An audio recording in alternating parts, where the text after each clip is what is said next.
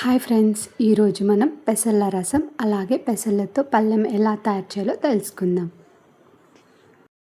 2 గ్లాసులు పెసళ్ళు, half glass వేరుశనగ విత్తనాలు, హాఫ్ గ్లాస్ మల్టీగ్రెయిన్ ఆప్షనల్, మీ ఇష్టం, వేసుకుంటే వేసుకోవచ్చు లేకపోతే లేదు.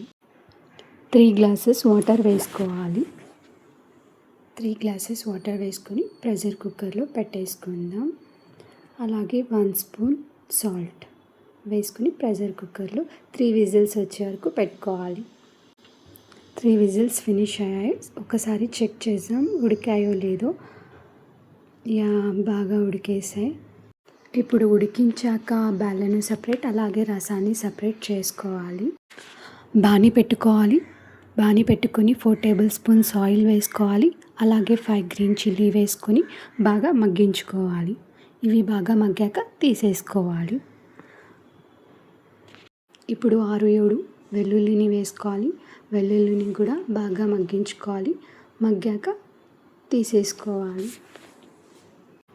ఇందాక మగ్గించుకున్న వెల్లుల్లిని, పచ్చిమిర్చిని వేసుకోవాలి.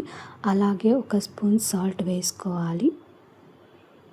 1 స్పూన్ సాల్ట్ వేసుకొని దీన్ని మొత్తం బాగా దంచుకోవాలి. బాగా మెత్తగా స్మాష్ చేసుకోవాలి. చూడండి, బాగా స్మాష్ అయింది. ఇప్పుడు దీన్ని తీసుకొని ఇందాక మనం రసం సపరేట్ అలాగే బెల్లని సపరేట్ చేసుకున్నాం కదండి. ఆ రసంలోకి ఈ పేస్ట్ని వేసి బాగా మిక్స్ చేసుకోవాలి. అంతేనండి, చాలా సింపుల్ ఈ రసం. ఇప్పుడు ఈ రసంలోకి మనం పోపు పెట్టుకోవాలి. అందుకు పోపు రెడీ చేసుకుందాం. ముందుగా బాణీ పెట్టుకొని 1 టేబుల్ స్పూన్ ఆయిల్ వేసుకోవాలి. అలాగే 1 టేబుల్ స్పూన్ పోపు గింజలు వేసుకోవాలి. కొద్దిగా కరివేపాకు, అలాగే 1 ఆనియన్ని చిన్నగా కట్ చేసుకొని 1 ఆనియన్ వేసుకోవాలి. 3 or 4 పచ్చిమిర్చిని కట్ చేసుకొని వేసుకోవాలి. హాఫ్ టేబుల్ స్పూన్ పసుపు వేసుకోవాలి. 1 టేబుల్ స్పూన్ సాల్ట్ వేసుకోవాలి. బాగా మగ్గించుకోవాలండి.